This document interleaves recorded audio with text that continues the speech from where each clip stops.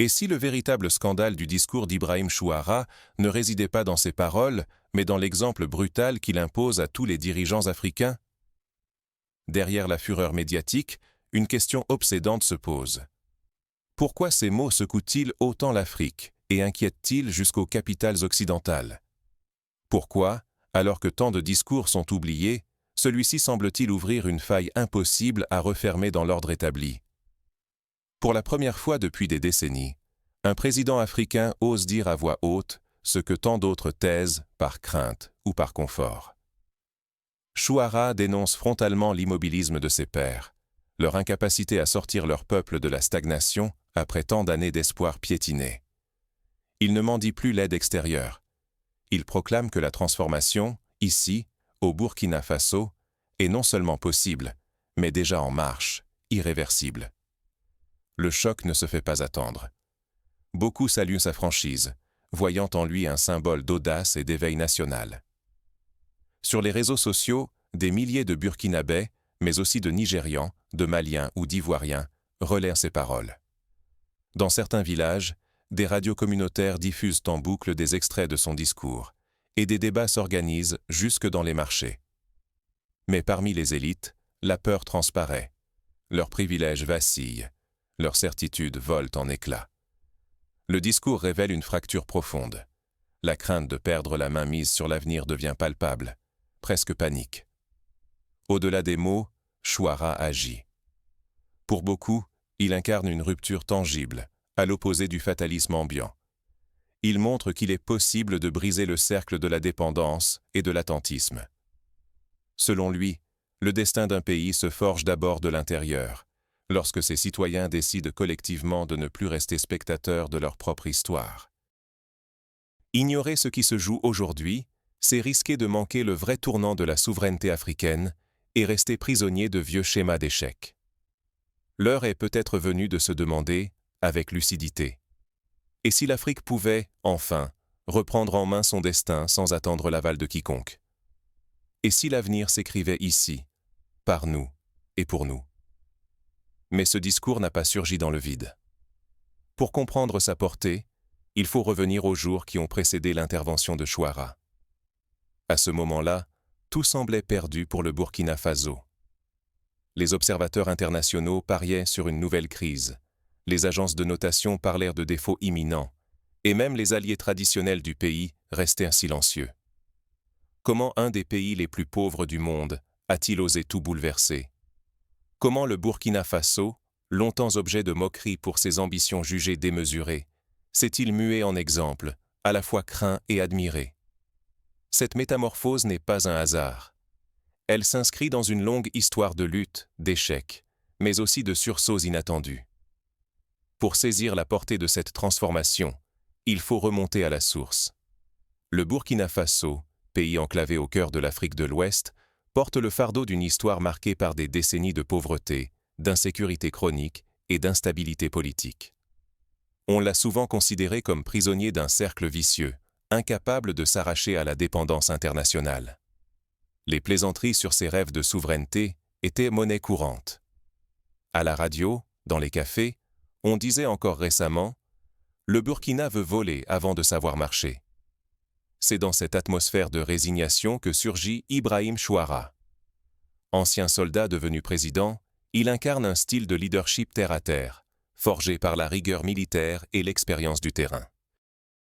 Ni héritier politique, ni technocrate coupé du réel, il séduit une partie du peuple et inquiète plusieurs dirigeants voisins. Son parcours rappelle celui de Thomas Sankara, autrefois, qui avait tenté, lui aussi, de réveiller la nation.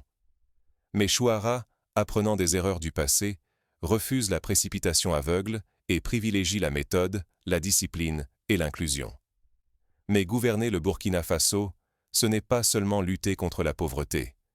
C'est aussi affronter le choc post-colonial, alors que la pression internationale demeure intense. Les bailleurs et institutions financières continuent d'imposer des règles strictes, dépenses limitées, privatisations imposées, libéralisation des marchés agricoles. La dépendance alimentaire et structurelle reste criante. Pendant des années, le pays a importé ce qu'il aurait pu produire, selon une logique dictée par d'autres. On se souvient qu'en 2018, plus de 70% du riz consommé était importé d'Asie et que le coton local était exporté brut, privant le pays de ses propres richesses. Ibrahim Chouara décide de rompre ce cycle. À peine installé, il lance sa vision FA1, celle d'un avion national prêt à décoller, coûte que coûte. Cette métaphore n'est pas anodine. Elle évoque le moment crucial où l'avion doit atteindre la vitesse suffisante pour s'arracher du sol. Il veut briser le fatalisme, prouver que le décollage est possible grâce au courage, à la discipline et surtout à la mobilisation collective. Il cite souvent l'exemple du Rwanda, qui, après le génocide, a misé sur la cohésion et l'innovation pour transformer son image. L'année 2026 commence sous haute tension.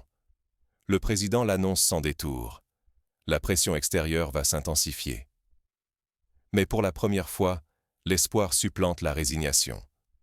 La nation entière est invitée à s'unir, convaincue que désormais, son destin dépend de sa propre volonté d'agir, et non plus d'un secours venu d'ailleurs. Des campagnes de mobilisation sont lancées dans chaque région, à l'instar de ce qui s'était fait au Ghana dans les années 50, lorsque Kwame Nkrumah avait promis l'indépendance totale.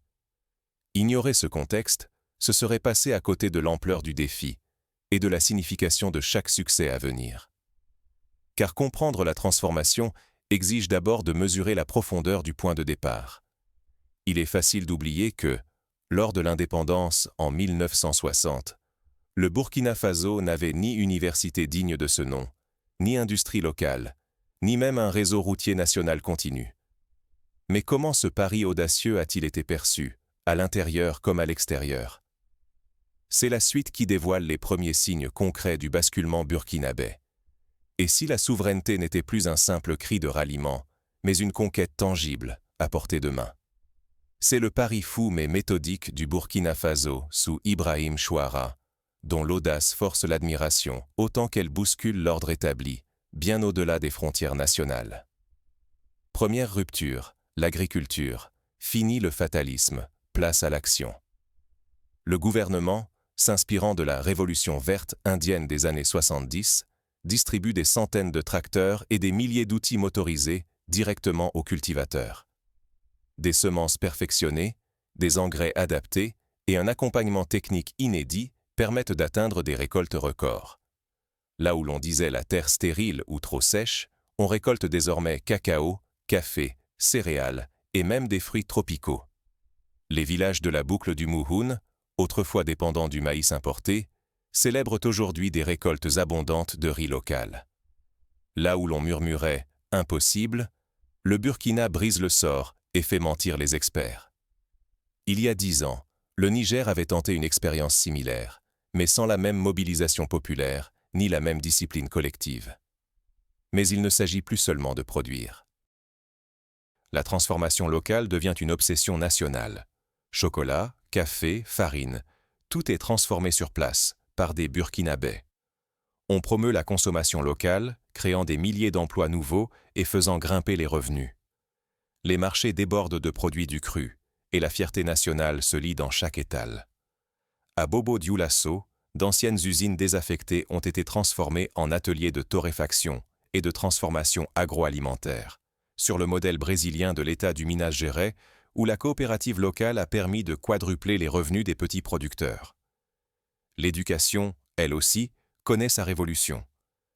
L'école est désormais gratuite de la primaire à l'université pour chaque enfant, sans exception. Les manuels scolaires circulent jusqu'aux villages les plus reculés et des campus surgissent dans toutes les régions. Un vrai droit à l'avenir s'ouvre à une jeunesse trop longtemps sacrifiée, libérée des barrières sociales et géographiques. Des programmes inspirés du modèle finlandais sont introduits, axés sur la créativité et la résolution de problèmes concrets. Les enseignants reçoivent des formations continues et des concours d'innovation sont organisés chaque année, récompensant les meilleures idées d'élèves pour améliorer la vie quotidienne. En santé et en recherche, la rupture est aussi manifeste. Des laboratoires modernes voient le jour, équipés de technologies de pointe, dont des scanners électroniques. Les centres de santé sont rénovés, équipés par des mains locales, pour que soins et diagnostics avancés ne soient plus réservés à quelques privilégiés urbains. Dans la région du Centre-Nord, une clinique pilote expérimentale a vu son taux de mortalité infantile divisé par 2 en 3 ans, grâce à la formation de sages-femmes et l'utilisation d'outils numériques pour le suivi des grossesses. Le pays s'inspire, là encore, d'expériences réussies. Le Kerala, en Inde, avait misé sur la santé communautaire pour relever son espérance de vie. Le projet Faso Mabo incarne cette souveraineté retrouvée. Routes, ponts et infrastructures sont bâtis par les travailleurs du pays, sans dette étrangère, grâce à l'expertise et aux ressources locales. Ce choix libère des générations entières du fardeau des remboursements sans fin et ancre une autonomie réelle. Le chantier de l'autoroute Kayadori, achevé en avance et sans financer par des bailleurs extérieurs, est devenu un symbole. Des milliers de jeunes ont été formés sur place, et l'entretien des routes est désormais assuré par des coopératives villageoises. Au cœur de ce bouleversement, un peuple mobilisé. Chacun contribue selon ses forces, participation volontaire, chantier collectif, journée de solidarité. Le président Chouara donne l'exemple, prônant sobriété, rigueur et transparence totale, là où tant d'autres se réfugiaient dans le confort et la corruption. On se souvient de la Journée nationale du balai, où chaque ministre, chaque préfet a dû nettoyer une partie de la ville, sous les yeux des caméras et des citoyens. Cette éthique de responsabilité collective rappelle la philosophie du Ubuntu sud-africaine. Je suis parce que nous sommes. Mais cette révolution dérange. Résister aux bailleurs de fonds, affronter le scepticisme des experts, supporter les sarcasmes des dirigeants plus dociles. Tel est le prix à payer pour sortir du rang. Refuser la fatalité ou la dépendance, c'est risquer l'isolement. Mais céder, c'est renoncer à l'avenir. En 1974, Thomas Sankara avait déjà mis en garde. L'esclavage n'est jamais imposé, il est accepté. Cette leçon résonne aujourd'hui plus fort que jamais. Pourtant, alors que tant de lignes sont franchies, un doute s'installe. Tout cela suffira-t-il? Quels nouveaux obstacles attendent le Burkina, et jusqu'où faudra-t-il aller pour que cette souveraineté ne soit plus jamais réversible? Les précédents historiques abondent. Le Ghana de Nkrumah, la Tanzanie de Nyerere, la Guinée de Sékou Touré.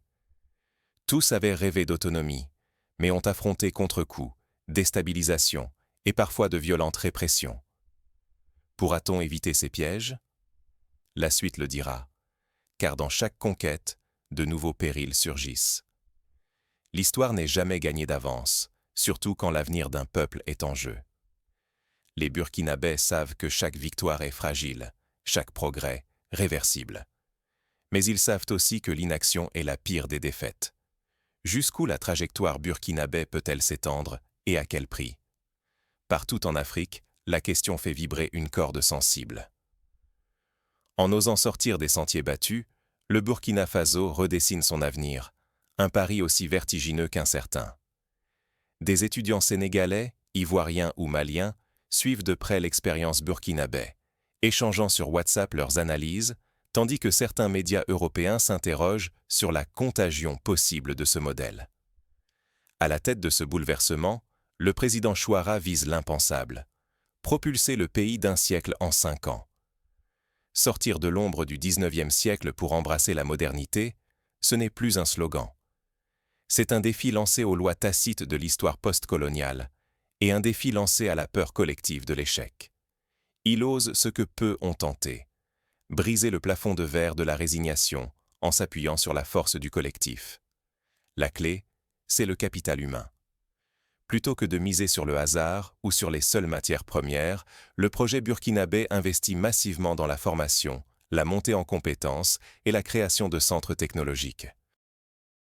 L'accent est mis sur la jeunesse, l'intelligence collective et une armée de cerveaux prêts à transformer le pays par l'innovation. Des hackathons sont organisés chaque trimestre. Lors du dernier, une équipe d'étudiants a inventé une application mobile permettant aux agriculteurs de vendre leurs produits sans intermédiaire, augmentant ainsi leurs revenus de 30% en moins d'un an. Une telle audace ne passe pas inaperçue. La réussite du Burkina Faso pourrait entraîner une contagion positive. D'autres nations africaines pourraient se convaincre qu'un autre destin est possible. Mais la moindre rechute ou un échec brutal risquerait au contraire de nourrir la résignation et de cimenter le mythe d'une fatalité africaine. Les exemples du printemps arabe ou de la vague démocratique des années 90 qui s'est parfois soldée par des retours en arrière rappellent que rien n'est acquis. Derrière cet espoir vibrant se cachent des périls bien réels. Première menace, les pressions extérieures, économiques, politiques ou médiatiques, qui guettent toute initiative audacieuse. Plus insidieuse encore, le découragement intérieur, la lassitude, la peur, l'usure du volontarisme, même chez les plus convaincus. Les adversaires n'ont aucun intérêt à voir naître un contre-exemple susceptible de bouleverser l'ordre établi. Par le passé, la Côte d'Ivoire de Houphouët-Boigny et la Libye de Kadhafi avaient subi des campagnes de déstabilisation dès que leurs modèles montrèrent des signes d'autonomie. Au quotidien, la sécurité reste fragile. Les volontaires pour la défense de la patrie, citoyens engagés contre le terrorisme, occupent une place centrale. Leur courage alimente la cohésion sociale, mais la moindre faille pourrait tout ébranler. Ici, chaque avancée est arrachée de haute lutte. Les attaques contre les convois agricoles, les sabotages d'infrastructures rappellent que l'adversité ne désarme jamais. Sur la scène internationale, l'enjeu est limpide, la bataille pour la légitimité. Chaque succès renforce la réputation du pays et donne espoir au continent, mais la moindre erreur offre aux sceptiques de quoi alimenter le doute. Le Burkina Faso joue son honneur, mais aussi celui de toute l'Afrique. Incapacité chronique ou possible renaissance. Les médias étrangers, souvent prompts à relayer les échecs, scrutent chaque faux pas, chaque retard, chaque tension sociale. C'est un pari à très haut risque. La réussite burkinabé pourrait transformer durablement l'imaginaire africain. Mais un échec renforcerait la croyance en la dépendance et l'impuissance. Chaque geste d'aujourd'hui pèsera sur des générations.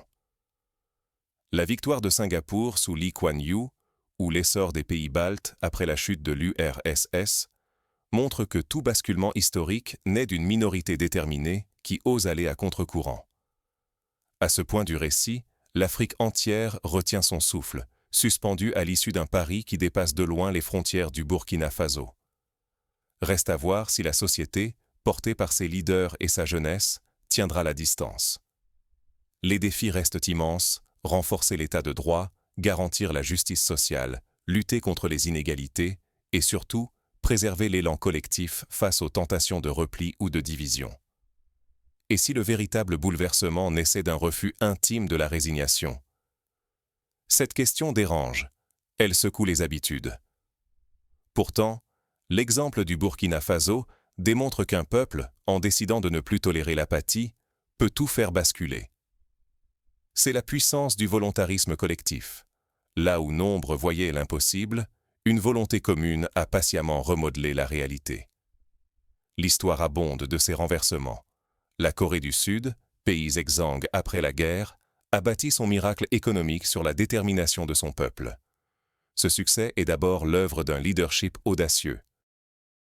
Ibrahim Chouara n'a jamais attendu de solution magique venue d'ailleurs. Il a assumé la responsabilité de rassembler, de porter la transformation, malgré les sarcasmes, le découragement et la pression venue tant de l'intérieur que de l'extérieur. Sa posture rappelle à tous qu'aucune société n'est condamnée à la médiocrité ni à l'échec. Il cite souvent Nelson Mandela. Cela semble toujours impossible jusqu'à ce qu'on le fasse. Refuser le découragement, c'est déjà agir. Trop souvent, on tente de nous convaincre que l'échec est une fatalité, ou pire, une norme. Mais au Burkina Faso, la résistance à cette logique a permis l'innovation. Campagnes agricoles réinventées, cacao et café transformés localement, emplois créés sur place. Autant de preuves concrètes que la mobilisation locale génère valeur, fierté et espoir. Les coopératives de femmes, qui produisent aujourd'hui du beurre de karité exporté jusqu'au Japon, témoignent de cette capacité à inverser les rapports de force. Qu'en retenir? N'attendons jamais l'apparition d'un sauveur ni de miracles extérieurs. Le vrai progrès naît d'une conscience partagée. Chacun, à son échelle, détient une part de la solution. Il faut repenser l'éducation, développer l'esprit critique et l'engagement civique. Il faut aussi valoriser la production locale, investir massivement dans les jeunes pour qu'ils deviennent les architectes de leur avenir. Des ateliers citoyens, organisées dans chaque quartier, permettent de cartographier les problèmes et d'inventer des solutions adaptées à chaque contexte. Car céder à la facilité, c'est laisser gagner la paresse, les préjugés et la domination étrangère. Refuser d'agir, c'est choisir la dépendance, devenir spectateur d'un destin dicté par d'autres. Ce choix, chaque jour, nous devons le faire, individuellement et collectivement. Les sociétés qui ont réussi à se transformer, du Vietnam au Chili, ont toujours misé sur la responsabilisation de tous, et non sur la résignation. Une question demeure. Maintenant que le tabou est tombé, que ferez-vous? Quels gestes concrets allez-vous poser dans votre quartier, votre école, votre entreprise? La transformation commence souvent par des actes simples.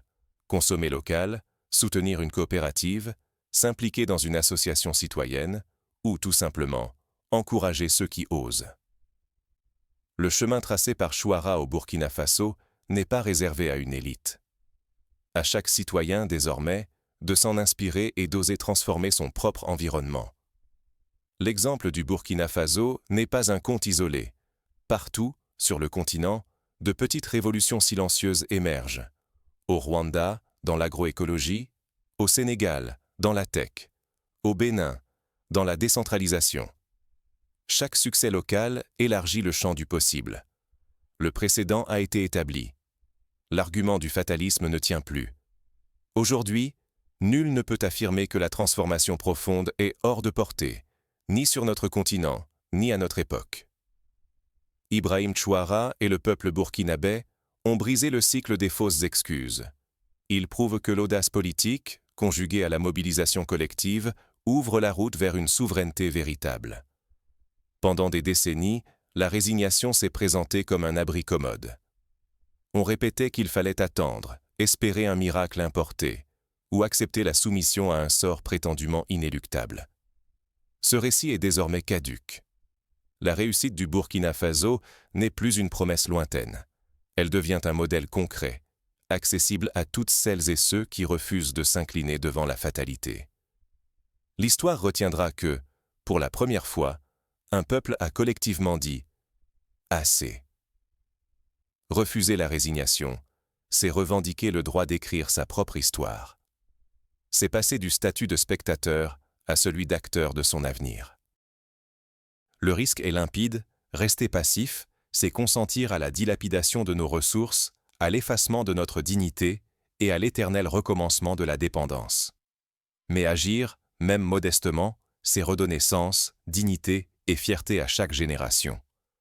À l'inverse, s'inspirer de l'exemple burkinabé, c'est reprendre la main sur le temps et le destin de nos sociétés pour bâtir une souveraineté durable, économique, éducative et infrastructurelle. L'histoire ne s'écrit que par celles et ceux qui osent la défier. Le choix ne dépend plus que de chacun. Attendre que d'autres décident à notre place ou exiger notre destin, ici et maintenant. Le précédent existe bel et bien. L'excuse du « c'est impossible » ne résiste plus. Et vous, quelle page allez-vous écrire à partir d'aujourd'hui ?